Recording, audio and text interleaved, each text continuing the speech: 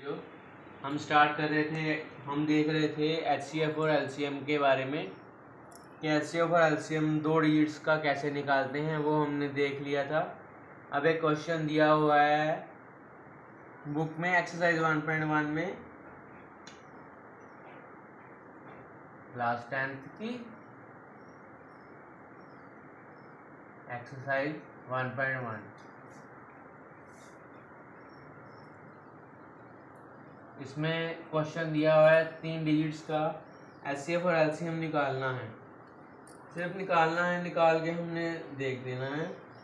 मान लीजिए 3 डिजिट दिए हुए हैं 12, 15 और 21।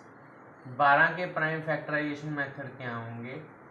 2 × 2 × 4,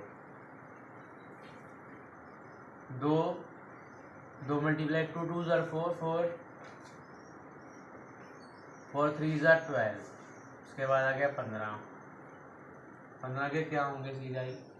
3 मल्टीप्लाई 5 और 21 के 3 मल्टीप्लाई 7। इसका HCF क्या आ गया?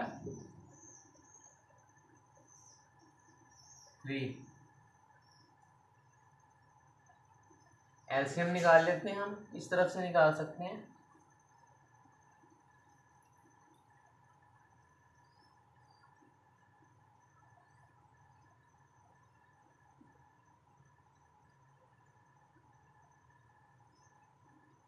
सीधे मल्टीप्लाई कर लो। 3 × 4 × 5 × 7। 7 5 ज़ा 35, 35 और 12, 35 और 3 4 ज़ा 12। 35 और 12 को हम मल्टीप्लाई कर लेते हैं। 2 5 ज़ा 10, 0, इधर 1 बच गया। 2 3 ज़ा 6, 7। 35 2 से मल्टीप्लाई हो गया। अब 35 को 1 से करना है।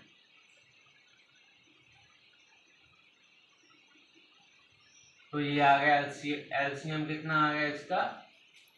420। इसकी वेरिफिकेशन नहीं हो सकती क्योंकि HCF और LCM का मल्टीप्लाई और ये 3 डिजिट्स का मल्टीप्लाई सेम नहीं होता। हमें सिर्फ यही निकालना था।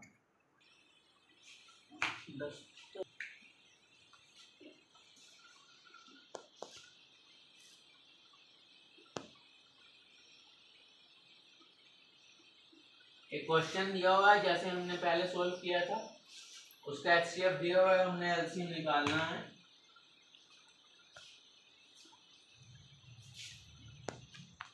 गिवन HCF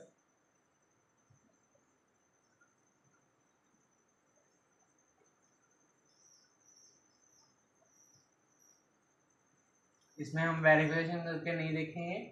तो LCM ये डिजिट्स हैं दो, 306 एंड 657। तो LCM का क्या फॉर्मूला निकाला था हमने? 2 डिजिट्स दिए हुए हैं, वो डिजिट्स लिख लेने हैं और मल्टीप्लाइड बाय HCF। डिजिट्स कौन कौन से दिए हुए हैं? 306 मल्टीप्लाई कर लो 657 से। ये 9 का HCF है। जो HCF होता है वो कॉमन होता है, यानी कि दोनों 9 से डिवाइड हो सकते हैं। ये कर लो 9 से 306।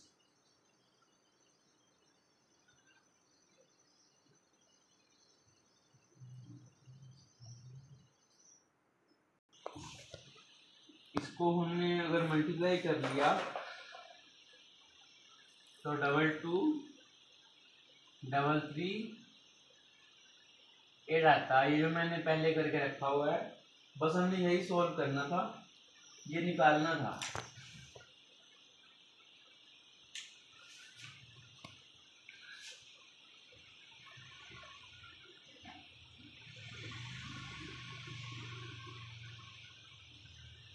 उसके बाद वो प्रूव करने को कह रहा है कि 2 डिजिट्स दिए हैं हमने जो कंपोजिट नंबर हैं। आपको बताया था कंपोजिट नंबर वो नंबर होते हैं जिसके कम से कम तीन फैक्टर बन सकते हैं। जैसे 4 है, 4 के तीन फैक्टर कौन से होंगे? एक 1 होगा, एक 2 पे डिवाइड होता है, 2 2 ज़र 4, एक 4 होगा, और वो प्राइम नंबर नहीं होते। ये डिजिट्स जो दिए हुए हैं हमें वो है 7 इंटू 13 इंटू 11 इंटू 13 प्लस 13। ये निकालना है हमें। ये कॉम्पोजिट नंबर है कि नहीं? ये कॉम्पोजिट नंबर है। आप मल्टीप्लाई करके देख लेना, उसके बाद प्लस 13 प्लस होगा बाद में। ये कॉम्पोजिट नंबर है क्योंकि 13 पे भी डिवाइड हो सकता है, और ये एक प्राइम नंबर नहीं है, इट इज नॉट प्राइम।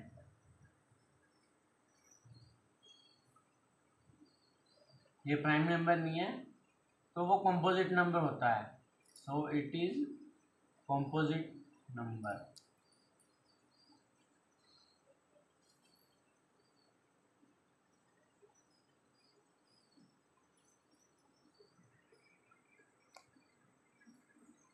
इसका हम एक और एग्जांपल देख सकते हैं, पर वो आप अपने आप निकाल के देखना।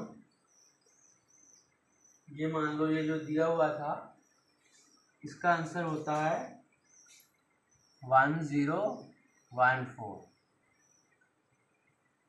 आप इसको अगर 13 से डिवाइड करेंगे तो ये 13 का फैक्टर बन जाएगा 1 13 1014।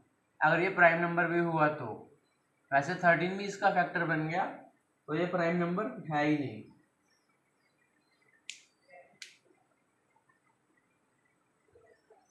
दूसरा भी इसका सम दिया हुआ है, वो आप खुद करके देखना।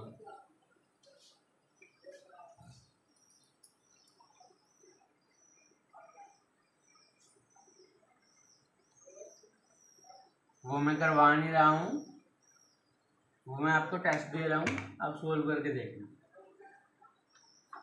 आगे सम कह रहा है there is a circular path of sports field. एक स्पोर्ट्स फील्ड है कोई, उसका सर्कुलर पाथ है, सर्कुलर पाथ है उसका।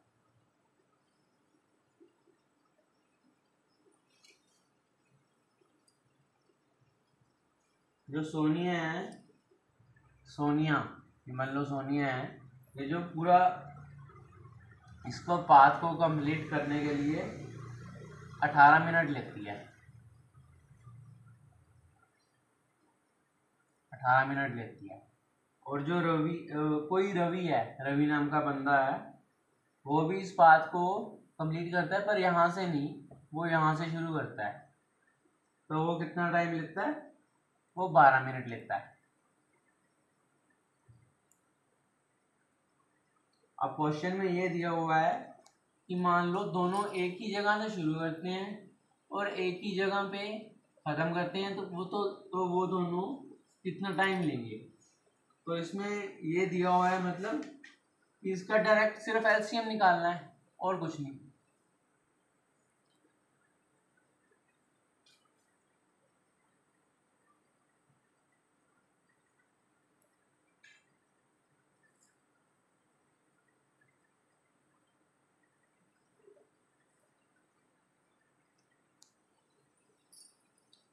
ये जरूरी नहीं है सीरियल वाइज हो, जैसे 2 हो 3 हो।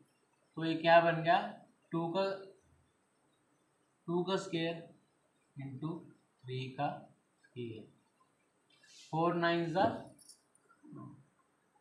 4, 2 2 ज़ा 4, 4 बन गया, 3 3 ज़ा 9, 4 9 ज़ा 36।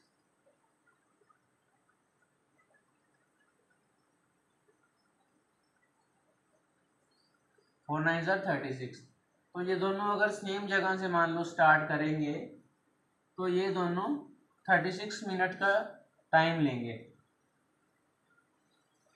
तो ये दोनों आपस में, मान लो ये इसने शुरू किया पहले, इसने शुरू भी किया, दोनों ये आपस में मिलेंगे 36 मिनट्स के बाद में।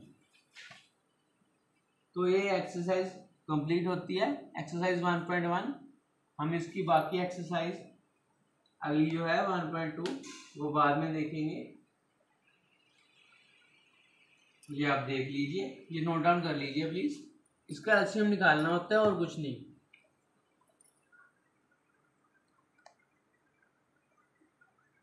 ये नोट डाउन कर लीजिए।